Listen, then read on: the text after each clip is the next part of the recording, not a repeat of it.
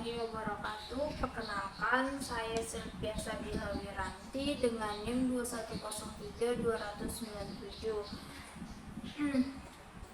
Adapun tujuan saya di sini yaitu untuk melanjutkan dari penjelasan saya yang sebelumnya itu ada pengolahan dan ada budidaya. Di sini saya akan menjelaskan tahapan lanjutannya yaitu tentang biodiesel. Nah, adapun tujuan saya pembuatan video ini yaitu sama saja untuk memenuhi tugas dari pengolahan perkebunan kelas 7C di Universitas Malikul Saleh. Nah, sebelum kita bahas lebih lanjut, kita harus tahu dulu nih apa sih itu biodiesel gitu kan.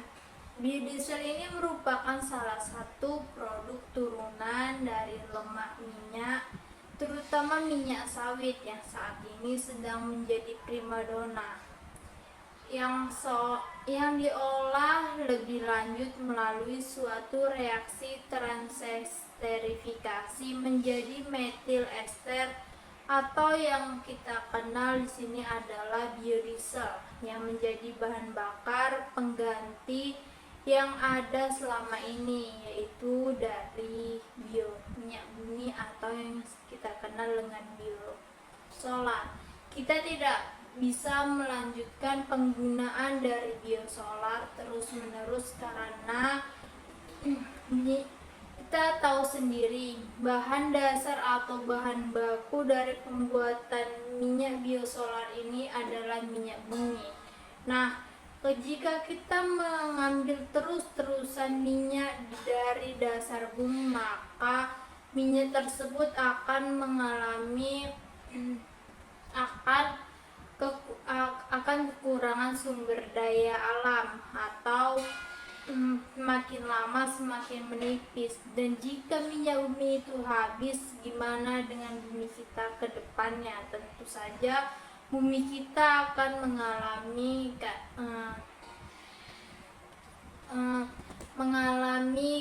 kerapuhan. Contohnya saja minyak bumi itu sebagai tiang atau pondasi dari bumi kita. Jika pondasi itu sudah tidak kokoh, maka rumah yang kita tempati tersebut akan rubuh. Nah, di sini kita ganti atau beralih fungsi ke biodiesel. Pentingnya biodiesel yang menjadi salah satu produk turunan energi ini tidak akan pernah turun karena pertumbuhan manusia dan pertumbuhan ekonomi yang semakin terus meningkat. Nah, seiring dengan pertumbuhan ekonomi dan pertumbuhan manusia, itu diikuti dengan banyaknya penggunaan transportasi, baik itu dari bagian mesin maupun kendaraan. Untuk kendaraan sendiri itu khususnya kendaraan roda 4, itu mobil masih banyak, mobil diesel itu masih banyak menggunakan biosolar ketimbang Dexlite. Kenapa? Karena biosolar itu harganya masih terjangkau dan bahan bakarnya hemat gitu kan. Dan juga truk-truk dari industri itu masih menggunakan biosolar karena penghematan, yang tadi saya bilang, penghematan uang jalan juga. Namun bukan hanya itu, mesin-mesin peralatan pun juga menggunakan itu bukan sebagian, tapi memang hampir seluruh mesin-mesin untuk pengolahan itu menggunakan biosolar. Nah,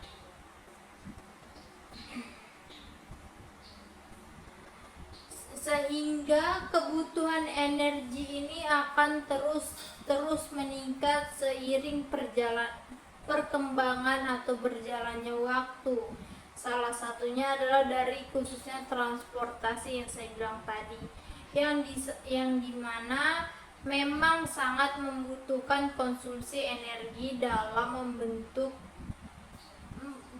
minyak ataupun yang kita bilang biosolar yang terus meningkat. Ini bisa dilihat dari grafik konsumsi energi dari tahun 1980 sampai dengan tahun 2020 yang silam. Terus meningkat hingga mencapai jumlahnya itu 39,7 triliun. Nah, jika kebutuhan energi atau minyak tersebut terus meningkat, sedangkan ketersediaan minyak bumi kita ini tentu akan menipis. Oleh sebab itu kita membutuhkan alternatif lainnya. Apa sih alternatif itu ya kan? Pasti kalian udah tahu juga alternatifnya itu seperti biodiesel.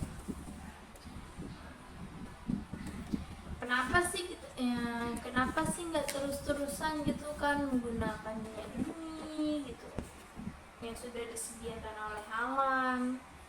Tadi kan sudah saya jelaskan, minyak bumi itu ketersediaan terbatas dan tidak dapat dibawakan. Nah,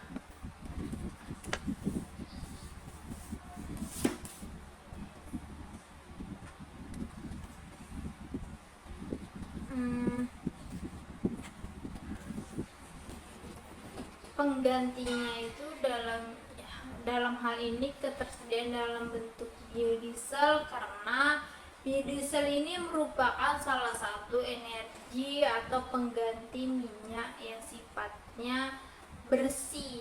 Energinya itu bersih dan sifatnya itu dapat terbarukan, atau kita dapat menanamnya kembali, atau kita jika kekurangan bahan baku dapat menanamkan bahan baku dari pembuatan biodiesel itu kembali, dan pertumbuhannya itu cepat untuk menghasilkan sumber daya atau kebutuhan dari bahan baku itu. Misalnya aja contohnya ini dari minyak kelapa sawit, atau mungkin dari minyak jarap magar, mungkin dari nyamplung, legendari, minyak kemiri Sunan, dan sebagainya. Tapi untuk saat ini memang penggunaan terbesar untuk pembuatan biodiesel adalah lebih banyak penggunanya dari minyak kelapa sawit. Atau yang lebih biasa kita sering itu CPO. CPO ini adalah bahan olahan awal atau bahan mentah dari pengolahan pabrik kelapa sawit yang akan diproduksi lagi menjadi biodiesel. Nah, kemudian untuk penggunaan biodiesel ini juga relatif mudah. Kenapa dikatakan relatif mudah? Relatif mudah dalam arti ini dalam bentuk Motilex, maka itu bisa langsung tinggal dicampurkan ke dalam minyak solar yang murni atau yang berasal dari minyak bumi atau dari perut bumi, dicampurkan ke dalam minyak solar yang asli. Minyak solar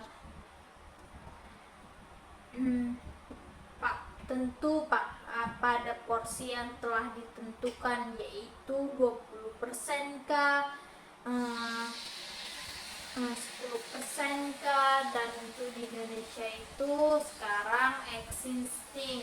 Di Indonesia ini menggunakan campuran biodiesel ke dalam solar tersebut sebanyak 30%. Jadi minyak bumi itu tetap masih dipakai, tapi dengan kapasitas yang cukup relatif rendah atau masih bisa lah kita usahakan gitu kan, karena bahan bakunya tetap dari minyak nabati atau dari minyak tumbuhan nih, seperti itu yang sering kita kenal sebanyak B30. Nah, balikan ini bisa diteruskan sampai pada level yang lebih tinggi. Melalui berbagai penelitian untuk kualitas dari biodiesel tersebut, agar pembakarannya mudah, sifat fisikokimianya itu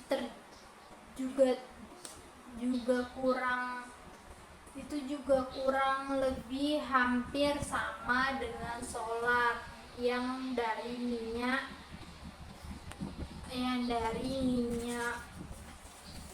bumi. Nah,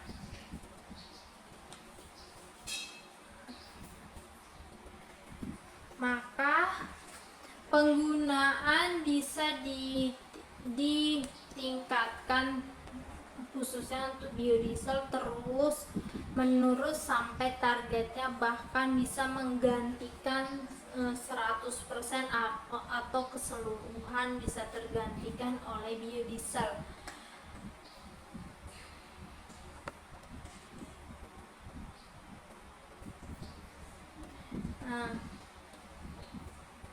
Adanya dari biosolar tersebut 100% bisa menggantikan biosolar yang existing tanpa mengubah mesin kendaraan, mesin pengolahan gitu, seperti itu. Kenapa saya bilang tanpa mengubah mesin? Karena karakteristiknya itu hampir sama, atau kapasitas atau isi dari biodiesel itu sama saja dengan biosolar. Nah, kenapa sih harus biodiesel gitu kan yang dijadikan pengganti dari biosolar ini? Karena biodiesel merupakan bahan bakar yang terbarukan sehingga kita bisa menanam dengan mudah di Indonesia. Apalagi Indonesia kita ini adalah negara yang agraris atau bisa ditumbuhi oleh banyak tumbuhan. Dan negara kita ini adalah negara tropis yang sangat cocok ditumbuhi oleh tanaman-tanaman yang menjadi sumber dari biodiesel ini. Apakah itu baik itu dari sawit, kemiri sunan, dari nyamplung, jarak pagar, atau bahan-bahan yang lainnya, termasuk juga misalnya dari alga indah. Kemudian dia sifatnya ramah lingkungan, jadi biodiesel ini warnanya lebih jernih dan pembakarannya juga untuk menghasilkan emisi gas atau O2 yang lebih sedikit sehingga tidak terlalu memberikan polusi seperti minyak atau biosolar yang berasal dari minyak bumi itu yang masih banyak mengeluarkan polusi sehingga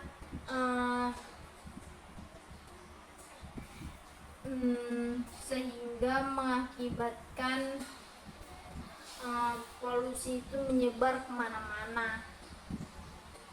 Nah, dari O2 yang sedikit kadar CO2-nya itu lebih sedikit sehingga nantinya bisa mengurangi dari efek rumah kaca yang berada di atmosfer bumi kita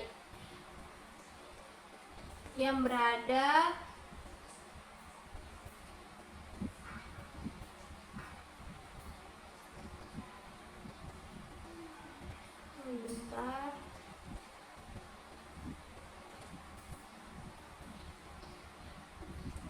yang ada di atmosfer bumi kita ini tadi kan. Kemudian juga sifatnya tidak keracunan, relatif aman dan memiliki karakteristik yang sama atau hampir sama dengan minyak diesel yang sekarang adanya. Tidak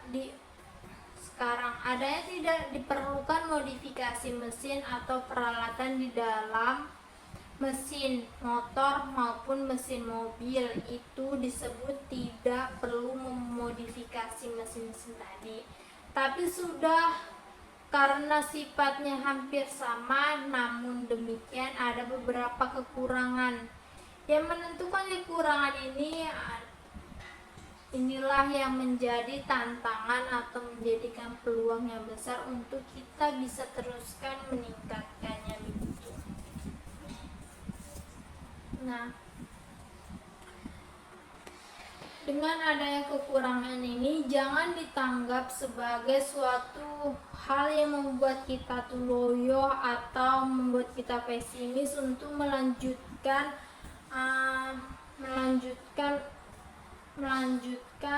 dari pembuatan biodiesel ini, tapi justru inilah yang membuat kita menjadi semangat atau sebagai acuan kita bahwa inilah yang masih bisa kita teruskan improvementnya. Yang pertama adalah kapasitas pembangkit listrik menurun dibandingkan dengan penggunaan minyak diesel. Kita gunakan untuk bahan bakar sangat pembangkit listrik yang mengumpulkan energi yang sangat besar. Ternyata dari daya bakar atau tingkat pembakaran energi yang ini sedikit lebih kecil dibandingkan minyak diesel yang asli, sehingga kapasitas pembangkitnya menjadi yang turun-turun sedikit seperti itu. Nah, sehingga tugas kedepannya bagaimana sih meningkatkan daya pembakaran ini, atau yang sering dikenal angka setengah itu.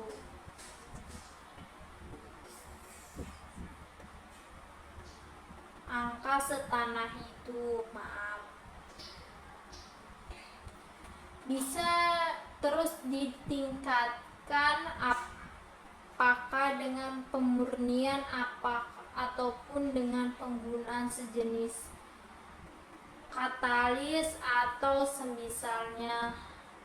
Nah, untuk meningkatkan pembakaran tersebut, kemudian kualitas oksidasi masih yang kurang baik, terutama kalau disimpan pada waktu lama. Ini kualitas oksidasi yang kurang baik artinya kurang stabil terhadap oksidasi, karena biosolar ini atau biodiesel ini biasanya diproses dari minyak atau lemak yang komposisinya itu mengandung asam lemak tidak jenuh. Misalnya kalau minyak sawit yaitu akan mengandung asam oleat dan dalam jumlah yang cukup besar. Pada CPU, asam oleat ini hampir kurang lebih sekitar 50% sendiri atau setengahnya. Coba asam oleat yang tidak jenuh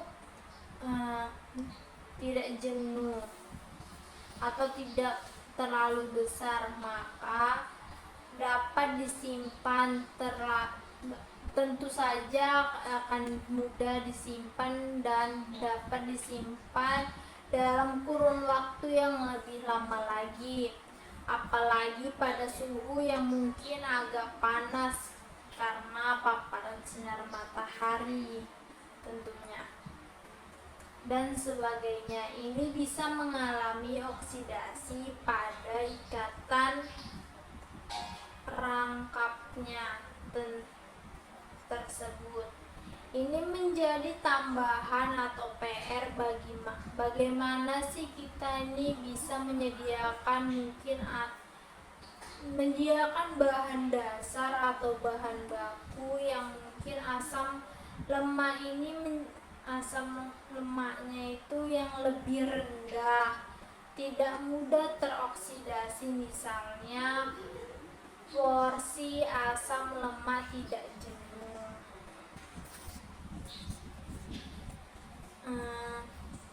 Selanjutnya itu mungkin kita kurangi misalnya dengan menggunakan asam lemak yang rantainya lebih pendek jenuh, tapi rantainya lebih pendek sehingga bisa tetap berada dalam keadaan cair. Kemudian bahan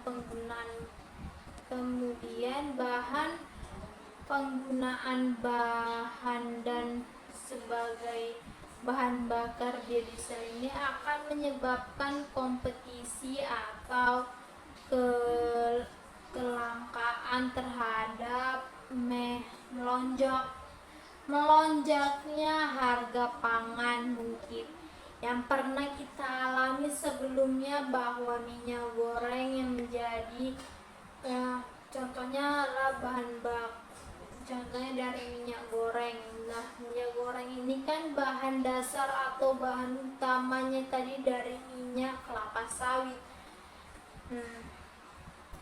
Menjadi kelangka, sempat menjadi langka di negara yang penghasil minyak kelapa sawit terbesar ketiga di dunia, dan harganya naik sampai sekarang pun kita masih mengalami dari dampak kelangkaan tersebut. Ini juga salah satu penyebab adalah karena minyak sawit dari sektor tersebut sebagian diolah menjadi biodiesel dan sebagian lagi diolah sebagai bahan pangan, sehingga ketersediaan untuk penggunaan sebagai minyak goreng ini menjadi terbatas atau menjadi lebih sedikit, sehingga harganya bisa melonjak naik dan sempat langka di Indonesia. Ini resikonya hingga kedepannya bagaimana kita menyediakan alternatif sumber bahan baku yang lain yang mungkin bisa menggunakan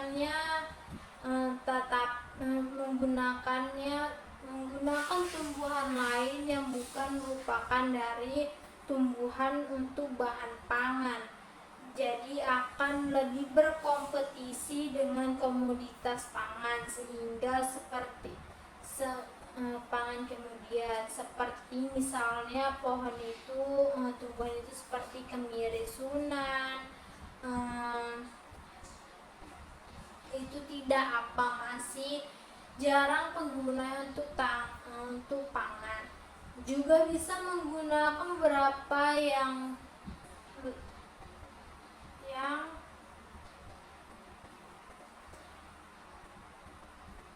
lainnya, misalnya nyamplung dan banyak terdapat di daerah pantai,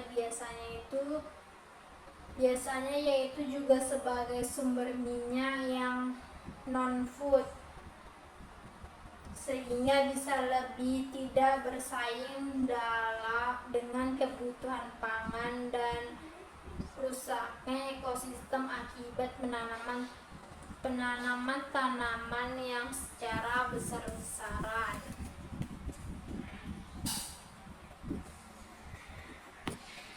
Atau mungkin tak terkendali, misalnya berpotensi artinya misalnya ketika sawit sedang mengalami primadona, harganya tinggi, mungkin beberapa perusahaan atau perorangan atau oknum-oknum tertentu itu bisa menanam secara tidak terkendali atau sesuka mereka. Karena harganya tadi melonjak, jadi orang itu terobsesi menanam terus-terusan tanaman tumbuhan kelapa sawit ini sampai tidak memikirkan tumbuhan-tumbuhan yang lain yang pada lahan yang sangat luas. Misalnya tentunya bisa menggunakan mengganggu ekosistem hutan ataupun tanaman di daerah tersebut.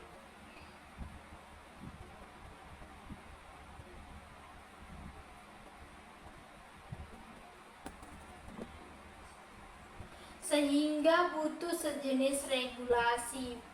Bagaimana sih membatasi kawasan yang boleh ditanami tanaman untuk biodiesel ini, tapi dengan meningkatkan produktivitasnya, misalnya dengan mencari bibit-bibit unggul dengan teknik-teknik lainnya untuk meningkatkan produktivitas dari tanaman penghasil sumber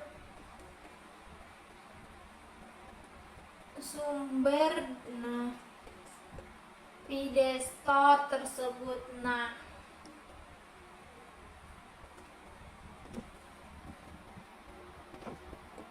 Biodiesel ini bisa digambarkan dari ilustrasi. Ini kalau minyak solar yang asli yang 100% itu bening, seperti kalau dicampur kan yang lebih jernih. Nah, ini salah satu menunjukkan bahwa biodiesel ini mengandung belerang tidak banyak, mengandung mineral-mineral bawaan tidak, beda dengan minyak bumi yang mungkin mineralnya sangat banyak jika tidak melakukan pemurnian dengan baik. Minyak dari jara, dari nyamplung, dari CPO itu direaksikan dengan suatu alkohol, bisa berupa etanol atau metanol, tapi yang paling banyak adalah metanol karena reaktivitasnya sangat tinggi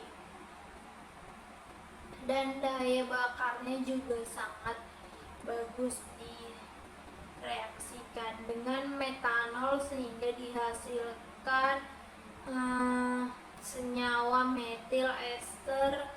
Jadi memang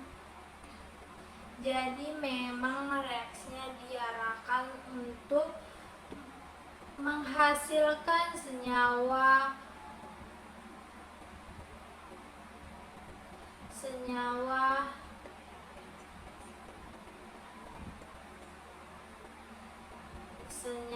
metil ester yang kita sebut sebagai biodiesel.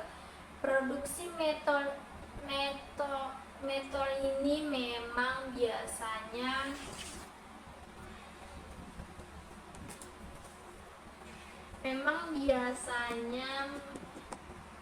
membutuhkan dana yang cukup mahal daripada hanya mengambil minyak bumi langsung dari perut bumi itu tadi. Kemudian dilakukan fraksinasi itu ya kalau solar ada selama ini kan kalau solar itu kan tinggal mengambil saja dari dalam bumi, tidak perlu ada pengolahan lagi sejenis itu, hanya untuk melakukan sejenis pemurnian dan vaksinasi, yaitu jadi tidak menggunakan reaksi-reaksi tertentu sehingga biayanya itu lebih murah kalau minyak bumi yang ada selama ini. Sedangkan biodiesel ini biaya produksinya tentu lebih atau masih lebih mahal. Oleh sebab itu ke depan perlu kita tingkatkan lagi, nggak pakai fisien di prosesnya supaya biaya produksinya menjadi lebih murah. Dan itu kalau saat ini masih banyak disubsidikan.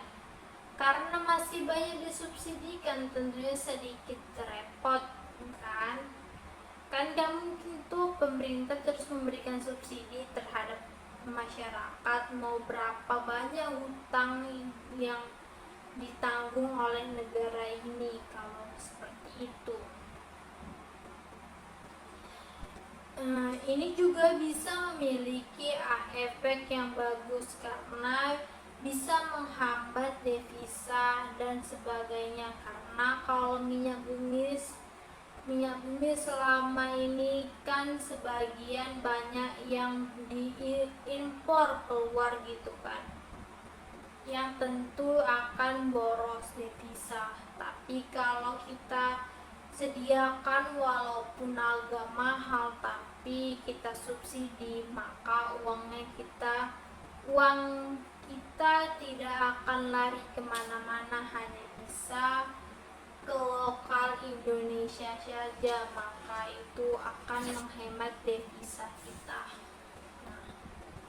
Cukup sekian penjelasan singkat saya tentang biodiesel. Mungkin masih banyak kekurangan yang saat saya menyampaikan. Lebih dan kurang saya mohon maaf.